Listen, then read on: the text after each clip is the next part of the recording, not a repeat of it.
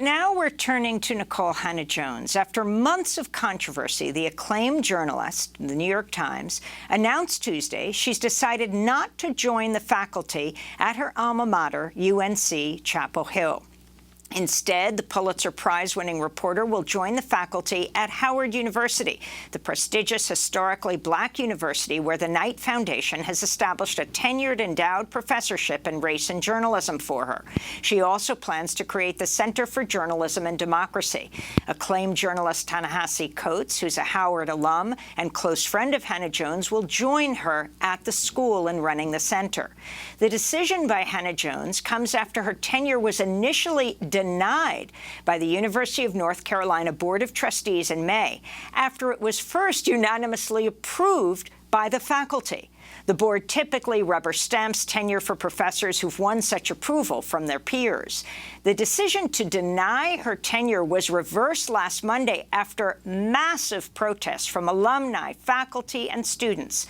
Nikole Hannah-Jones spoke Tuesday on CBS This Morning with host Gayle King about her decision to decline the tenured professorship at UNC-Chapel Hill.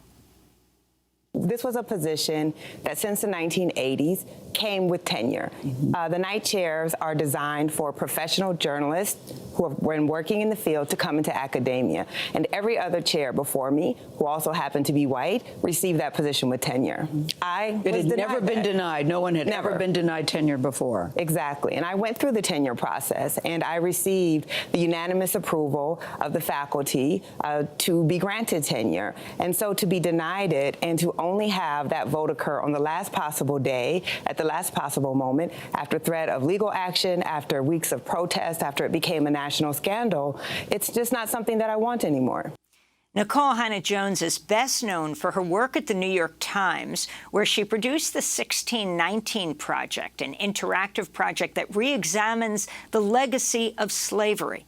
She's won the Pulitzer Prize for her work. She told CBS This Morning why she thinks UNC denied her tenure.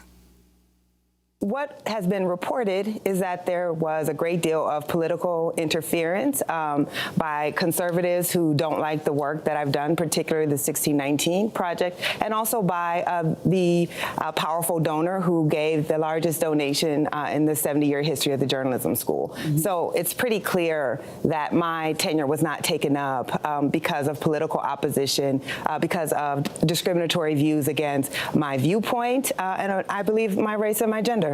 For more, we're joined in Greensboro, North Carolina, by Joe Killian, investigative reporter for NC Policy Watch, who Nikole Hannah-Jones credited with breaking the story about the, quote, discrimination I faced in the UNC Tenure Debacle, she said.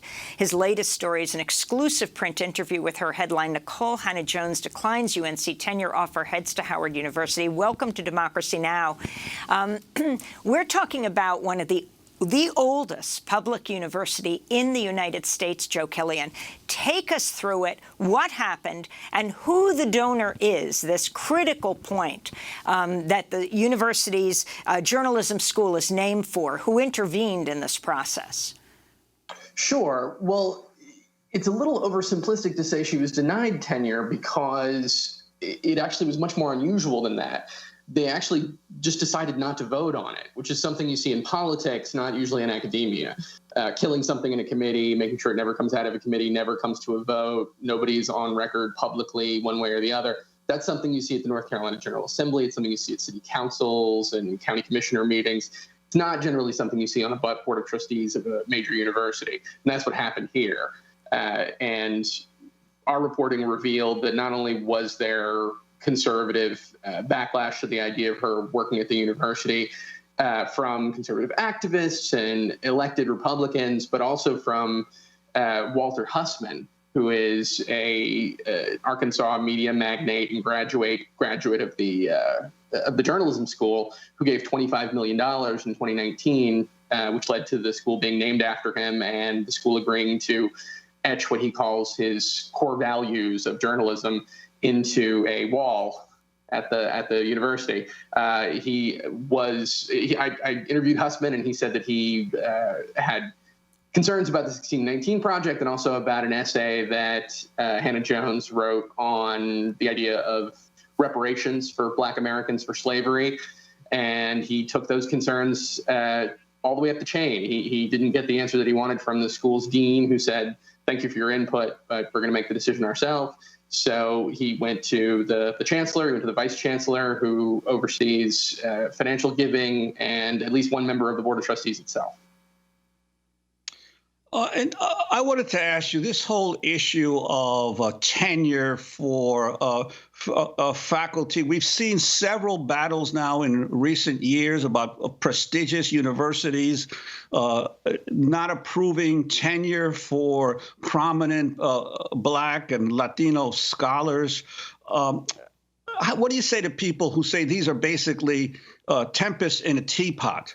That these are middle-class intellectuals seeking to get approval of a permanent job, lifetime job, as tenure is in these universities, when millions of Americans want just a decent-paying job and can't dream of having lifetime tenure. How important are these battles in terms of the battles over institutional racism in the society right now? I think it's a microcosm of a lot of things we're seeing in the nation, right? At public universities, certainly at the University of North Carolina system and UNC-Chapel Hill, its flagship institution, these organizations are, their boards, their governing boards are all political appointees. So the UNC Board of Governors, for instance, which governs the entire UNC system and all of its schools, has one Democrat right now because Republicans in the North Carolina General Assembly do the appointing. That Democrat is a Democrat who was a lawmaker and lost his primary primarily because of siding very often with conservatives and Republicans. So that's who they put on the board there.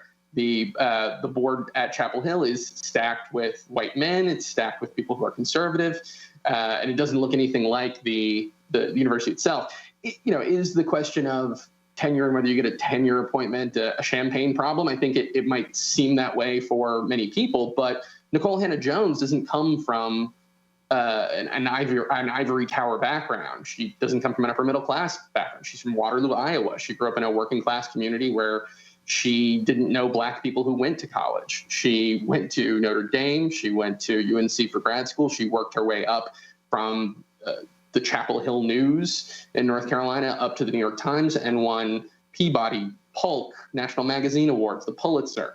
Along the way. So when you see somebody doing what conservatives say that they should do, lift themselves up by their bootstraps, achieve in America, and they hit a sort of a glass ceiling for ideological reasons, I think that's a problem that should concern everyone. I want to turn to two clips, one the mega donor and then the protester, who at this point might have more power. This is UNC mega donor Walter Hussman speaking in a 2019 video about his $25 million namesake donation to the UNC Hussman School of Journalism and Media. We're investing in Carolina and journalism because it's a very important time in America. Americans are beginning to realize they need to trust a trusted source of professional journalism.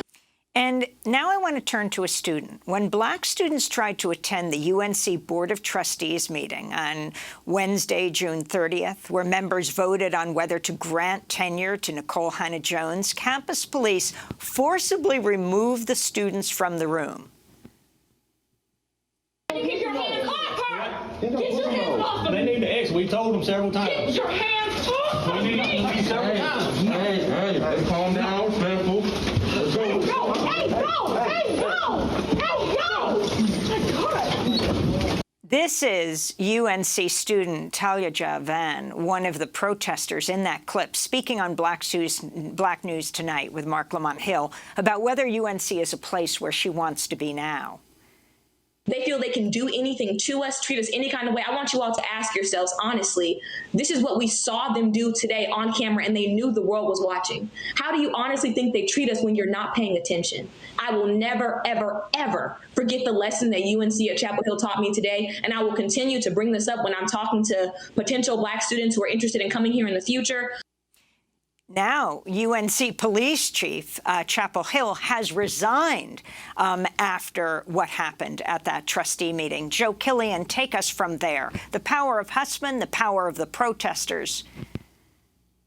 Well, I mean, I think that what you're seeing in that protest clip is a lot of pent-up frustration over a number of issues dealing with politics and race at the university for years, where students and faculty and staff members of color do not feel they've been heard and have had conflict with the people who are governing the university system, who are very, very removed from who it is that is attending the university and who teaches at the university, who the alumni are. If you just look at the makeup, the social makeup, the racial and ethnic makeup of these boards, they just don't reflect the students. And ideologically, they certainly don't represent the students. So there's a terrific amount of frustration built up. As to how much influence they have, I mean, I think that this incident proves that when the campus sort of speaks as one, faculty, staff, students, alumni, major funders of the university, they can get the attention of the people who are in charge. But, can they make real change? That's a harder question. Only the members of the North Carolina General Assembly can change the leadership of these boards. And the people coming in are not any less conservative. In fact, I would say that many of them are more conservative than the people who are leaving.